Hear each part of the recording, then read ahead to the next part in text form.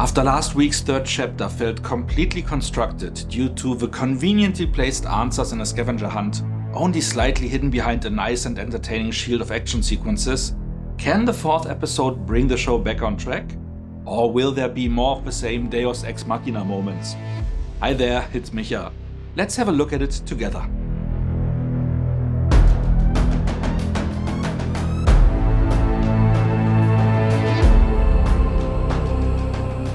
After last week's divergence in rating the episode, this time Neal and my score are aligned again. Apropos Neal, while I am mostly familiar with the MCU side of Marvel, he has deeper knowledge of the Marvel comics and supplies me with nice Easter eggs, additional callouts and the music you can hear in the background. Exclusively to this series of review videos. Thanks mate. So, let's check out episode 4 of...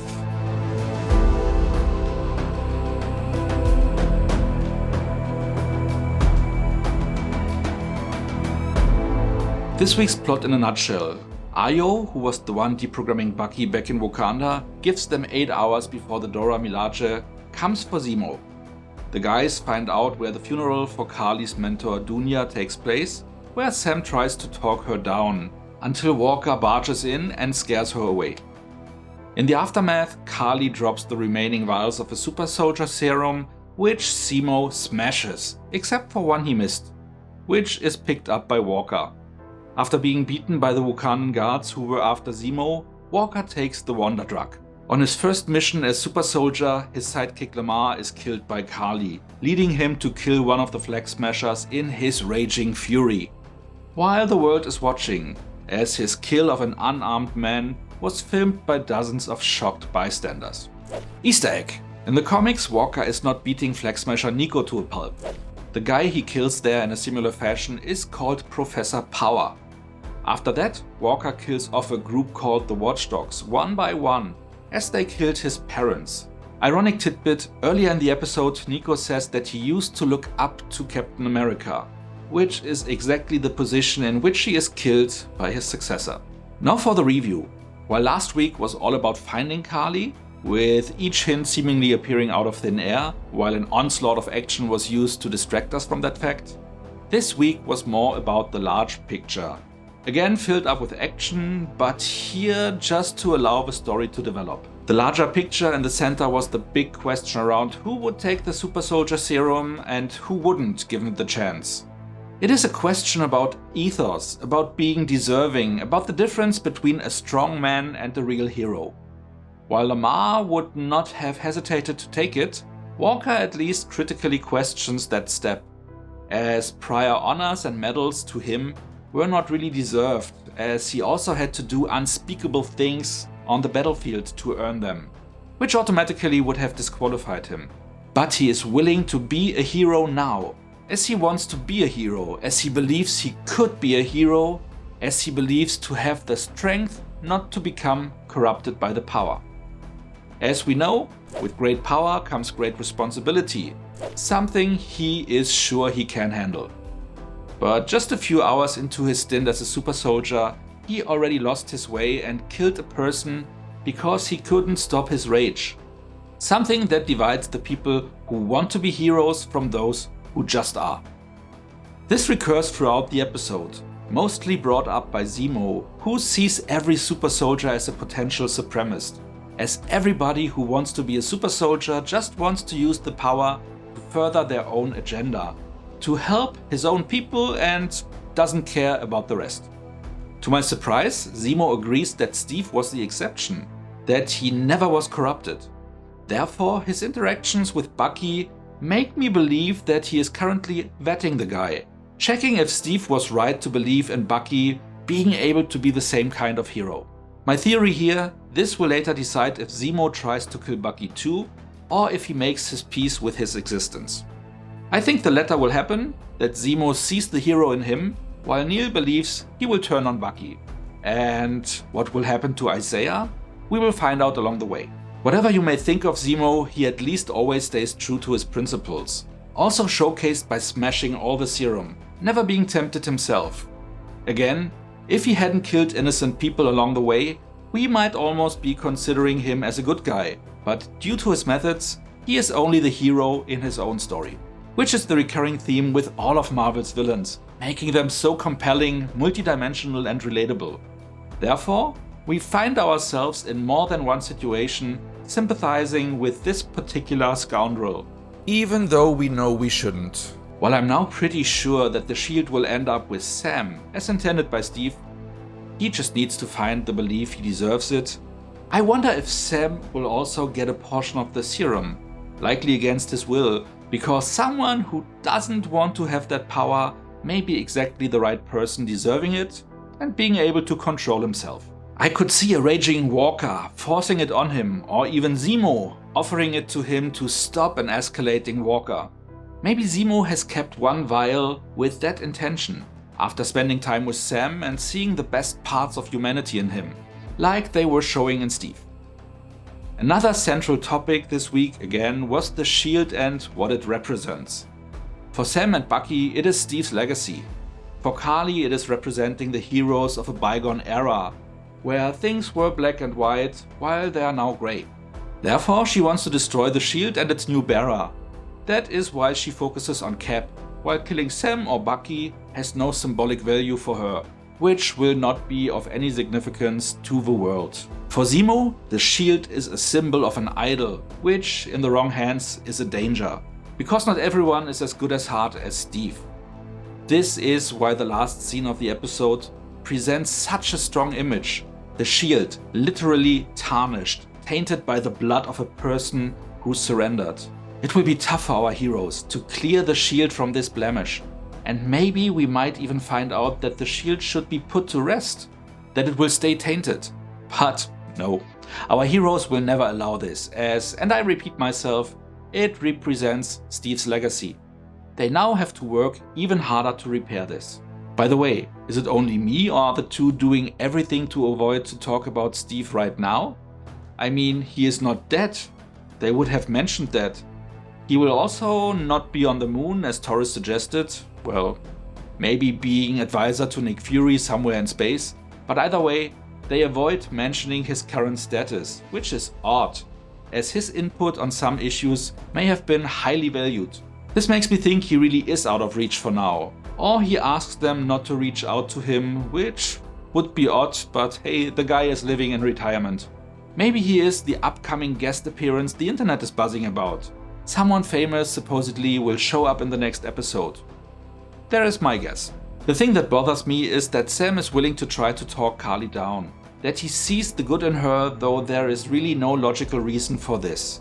He basically met her for the first time face to face at the funeral. Yet they seem kind of familiar. This is where I like to address a theory my friend Paul made me aware of. There is a rumor that there was a complete storyline that was removed from the show, likely something around a global pandemic happening, which felt too close to home and was removed. I found some indications around that in old interviews from last March, where the production was stopped. That might explain a lot, especially around the coincidences from last week's episode. Maybe by removing the storyline they had to rearrange so many scenes and plot points that the highlighted gaps were the inevitable remains. If there was a pandemic, Dunya, Kali's mentor, might have died by that, not tuberculosis. Then it might have made sense that Kali called Nagel and asked for the vaccine. Maybe Dunya had a mutated strain, which would explain why Nagel was so busy in his lab, even if he wasn't and couldn't work on the super soldier serum anymore. Did he develop a vaccine and is now working on the one for the mutation? Maybe Nagel is a friend of Kali, giving her the tip where to steal the vaccine they rob in episode 2, as the GRC doesn't supply the displacement camps with a vaccine, letting them literally die in their quarters.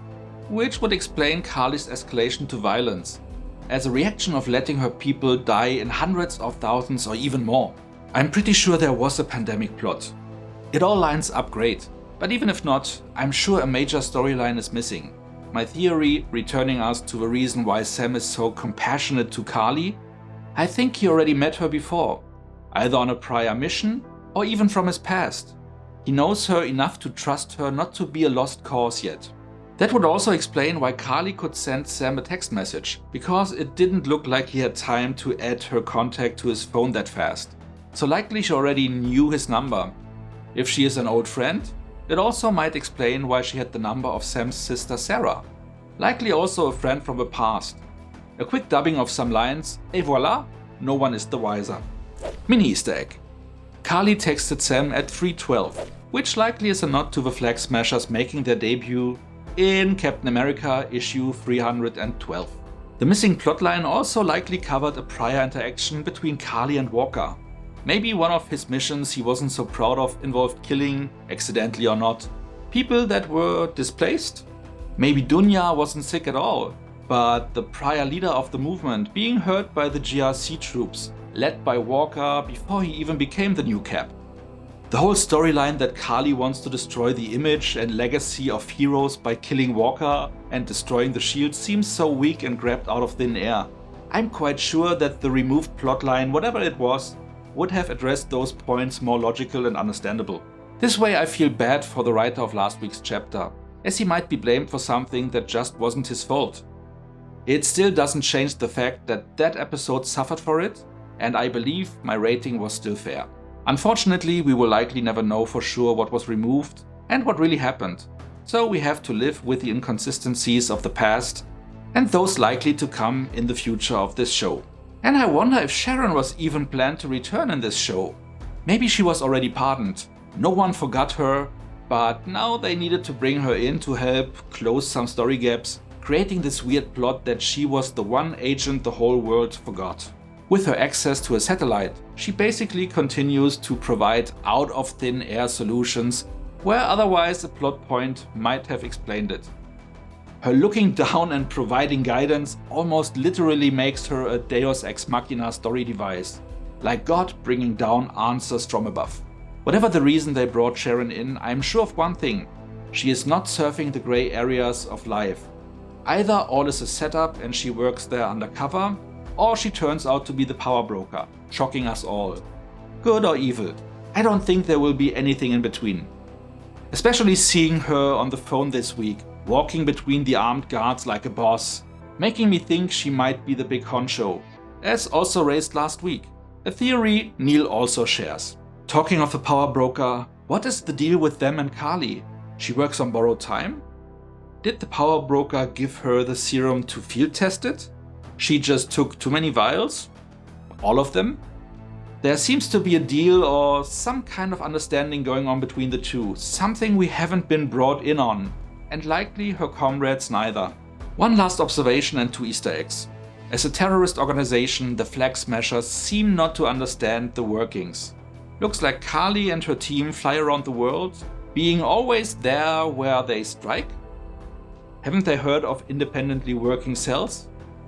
Maybe also one of those removed storyline issues. Easter egg. In the comics, Lamar, aka Battlestar, doesn't die at the hand of the Flag Smashers, but gains powers himself. This makes Neal curious if he really is dead. I would say so, but Bucky was also dead when they worked on him, right? So maybe Walker can strike a deal with someone to bring him back? And the last Easter egg. Ayo mentioned that Shuri has sent her and not King T'Challa. Is that just a nod to Bucky having a close relationship with Shuri? Or is it a first hint to the Black Panther being dead? Like I said last time, I think they will address Chadwick's dying in real life in the next movie, but maybe this show and that movie takes place around the same time, so we will see. So much for the details, now for the rating. I did enjoy the episode more than last week's, but still wondered about some plot points. Like, why is everyone only staring at the hole Zemo vanished in? Is no one following him, trying to catch him? The Dora Milaje is only there to catch him, but they don't even try? Well, overall it was more a philosophical episode, which did a good job in that regards. Neal thought this chapter had some pacing issues, but he enjoyed it as well. He was disappointed that it took 4 episodes for the new Cap to show his true colors, by which he reckons no one was surprised. Overall, the episode didn't progress the story as much as the previous one did. In the end, we both scored this one with 7.5 out of 10 points. How did you like Chapter 4? Did you also sign on to the idea of the missing plotline? Or do you have another theory? Let us know in the comments. That's it. As always, if you enjoyed this video, like it and feel free to share it with your friends. And why not subscribe to my channel so you won't miss any future video. Make sure to also hit the notification bell to get a heads up whenever a new video is posted. So much for now, see you next time and thanks for watching!